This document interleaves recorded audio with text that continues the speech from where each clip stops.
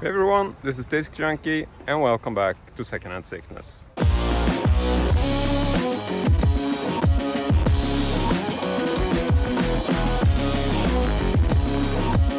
And today I actually have a new friend with me. Yes, So this Borka. is Borka, or Johan as you're actually named. Yeah, that's right.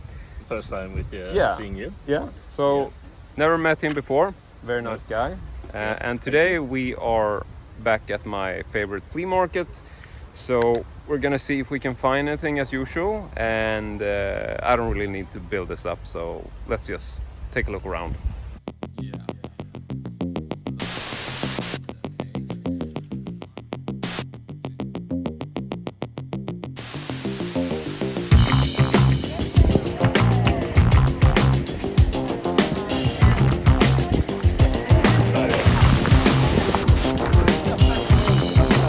Tänker jag komma in lite här bakom, hoppas det är okej. Tack.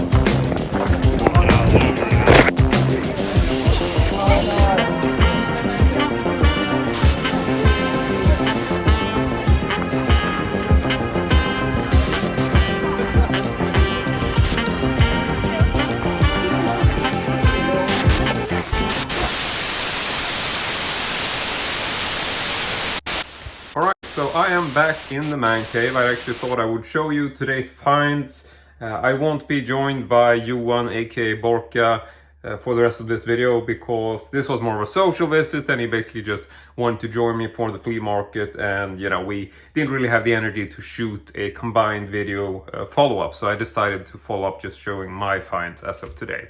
So in any case, I do actually want to start by giving a really big thank you to Borka because he actually gave me a freebie, the first thing I actually got on today's road trip, which is this VHS copy of a movie called Paratrooper, or actually Operation Paratrooper. Now, the case might be the most damaged case I have ever seen, but it's the thought that counts, and I've never heard about this. The insert is actually in good shape, as it seems, but the case and the tape, sadly, I noticed that the tape itself actually has a little bit of mold on it, so I probably won't be playing this, but even so, I don't know if I might be able to clean this up. I don't really know how to do that yet, but I might look into getting this cleaned. But regardless of which, this was a complete freebie. He found this, or if he was given it. I'm sorry, it's just hilarious as to how broken this is. I don't understand how any case could get this broken and still be, you know, moved around. I'm surprised that the insert it's still like mint, but the case is like just, you know, it's just deteriorating as we speak. It's actually falling pieces on the table. So I got this for free. I don't know anything about this, but it seemed like a kind of odd film. This is from Frank De Palma and it's based on a story by Jan Guillou, and Jan Guillou is actually a Swedish crime writer. So I'm surprised I've never heard anything about this. Maybe it's one of those sort of lesser known movies that didn't really make it, I'm not sure. And I'm actually gonna put this down because, like I said, it's deteriorating right in front of my eyes. But this was a freebie, so big shout out to my brand new friend Borka. You know, we've been following each other on Instagram for a while and been meaning to sort of get together and just make a field trip, go check out a flea market. We had a lot of fun and I made a ton of cool finds today, so it's gonna be really interesting to show you guys. But this is a bonus find for the day, so a free gift from Borka. And I'll also recommend you to check out his YouTube channel. He does some reviews and stuff, which I believe is actually primarily in Swedish, but regardless of which, if you do want to check it out, I will leave a link for his videos, channels, YouTube thingamajig in the video description. So now let's just go ahead and move over to the rest of the find from the actual flea market. First of all, we can actually start with some of the lesser interesting stuff, which is, for one thing, I got this small toy figure for the Phantom.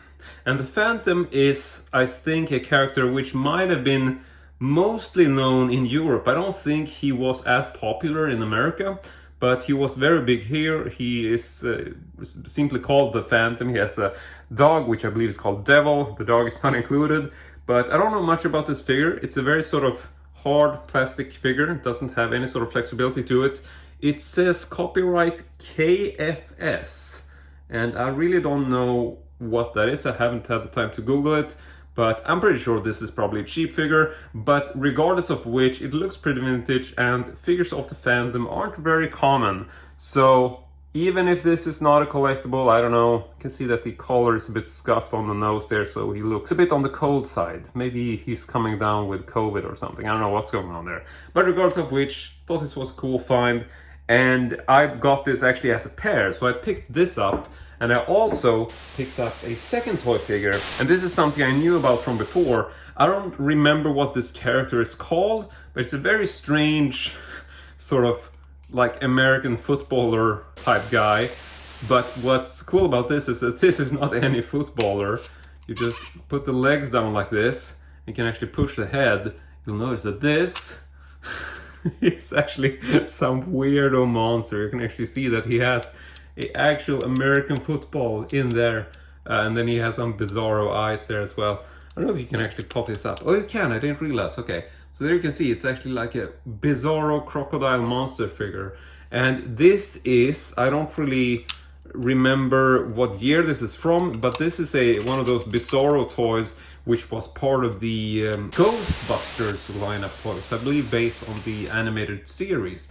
And I have a couple of these Ghostbusters toys. I'm not a super huge Ghostbusters fan. I haven't really watched the animated series, but these toys are quite legendary in that they are just so incredibly out there. And I just love this bizarro weirdo design, which you never know what you're gonna get. I can just give you an example and bring in actually one of the other toys I have from this series, which I didn't pick up today.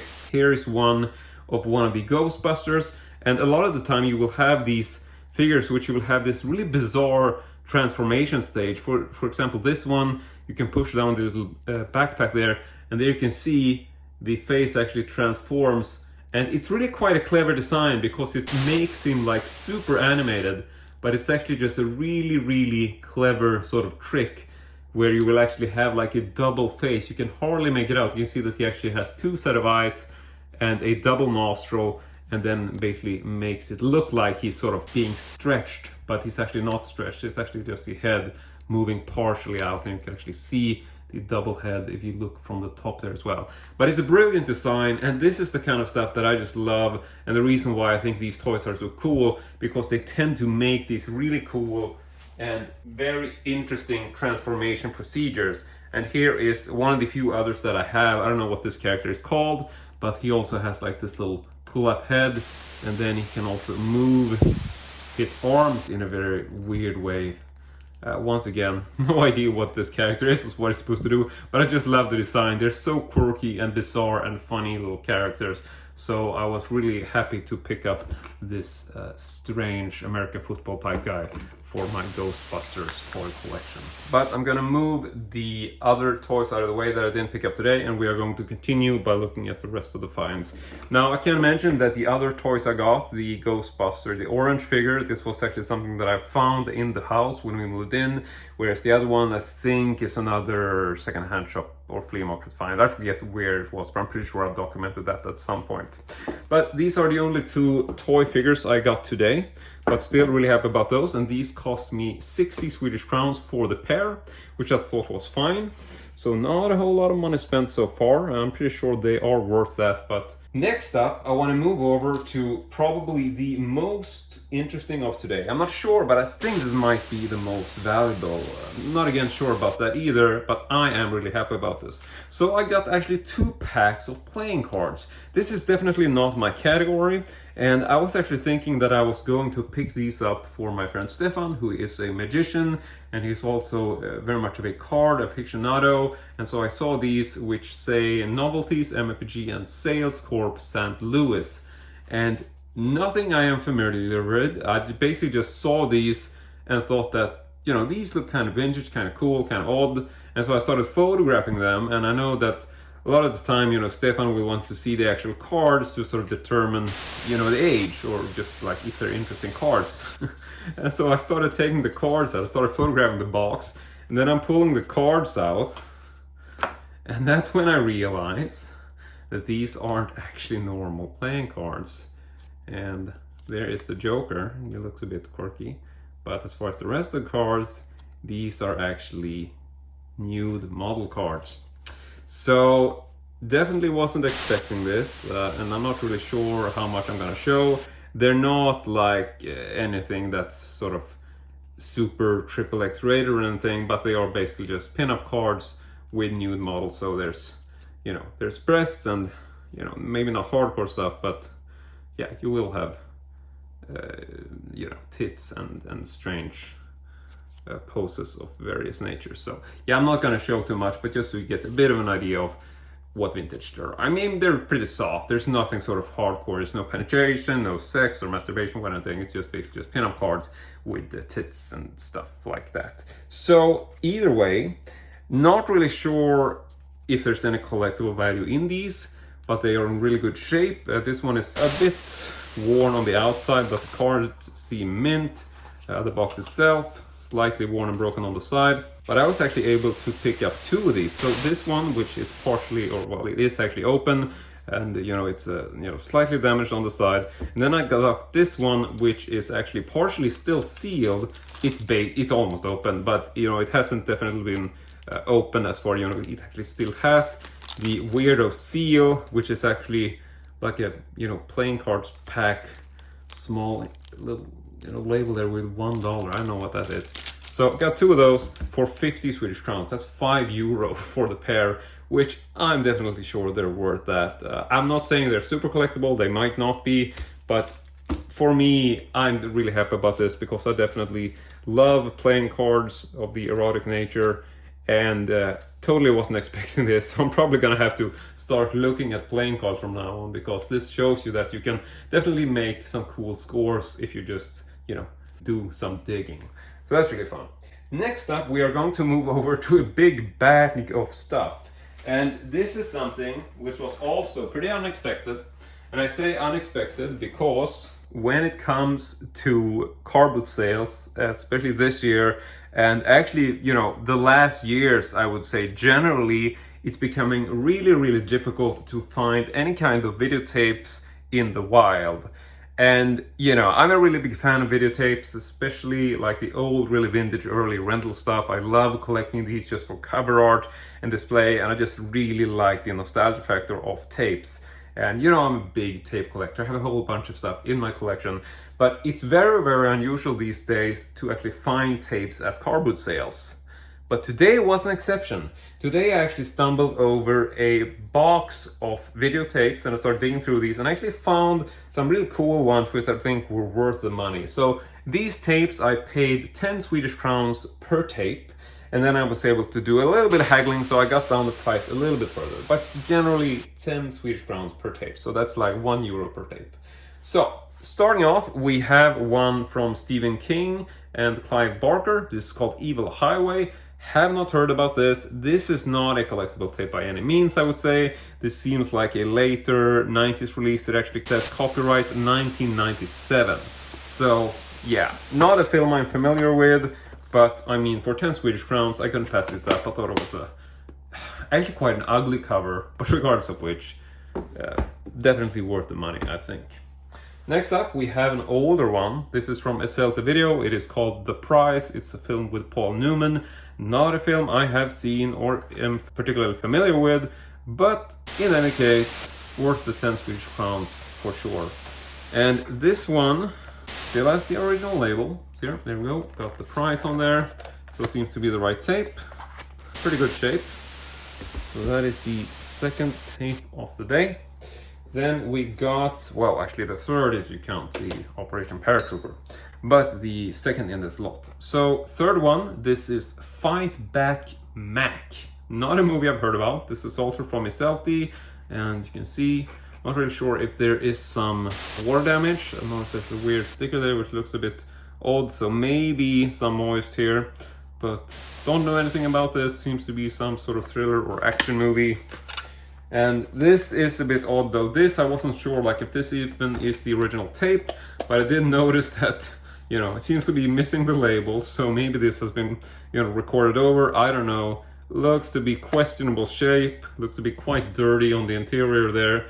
So I don't know what has happened to these tapes. Maybe there's been some, you know, damaged water, I don't know, but they look okay. So this one has a stamp which says Artemis AD import and export. So I'm like, what is this? Is this even the right tape? But then I double checked and I realized that it has the same stamp on the outside. So this probably is the right tape, but the original labels have fallen off and have been, replaced. So, like I said, another euro, another tape in the bag. Next up, we got one which is called Ruthless People. And I actually remember this movie, one of those films which I watched as a kid. Don't really remember if this is funny, I don't know. I'm probably not sure if I would rewatch this. But, for €1, it felt like a nostalgia factor kind of title. And it still had the original tape in it, so I decided to pick it up. Next up, we got a small retail copy of Class of '99. Not a collectible tape by any means, but it's nice to pick up these small clams every now and then, because these will fit into some of the shelves, which you might not be able to fit in the big size clam in, and then it's, fun to have some display alternatives, even though these tapes in general might not be collectible tapes. So, I don't know how many that is. 1, 2, 3, 4, 5. So let's move on to the next one. Here is another small clamshell. This is one for Capricorn 1, and it is definitely not a collectible. This is released by Scanbox. I believe it is probably like maybe a 2000 copy tape, thereabouts. I mean, the film is from 1978. I don't have a copyright year on the actual release, but Scanbox, this looks like a later era, maybe 90s tape or something. Yeah, this is most likely from 96, because I noticed that the classic Scanbox will have these little barcode on them, which will say like the actual release date, which is 1996 0923 most likely. I've seen these kind of markings on some other Scanbox tapes, so I'm pretty sure this is connected to the year where it was released. So probably a tape from 1996. So not collectible, but for €1, come on, it's a cool tape to display, and I really do like the cover design. So quite a stack there, and the next and the last tape in the slot that I got is a copy of The Hidden Part 2. Not a film I've seen, but this is also one of these larger clams.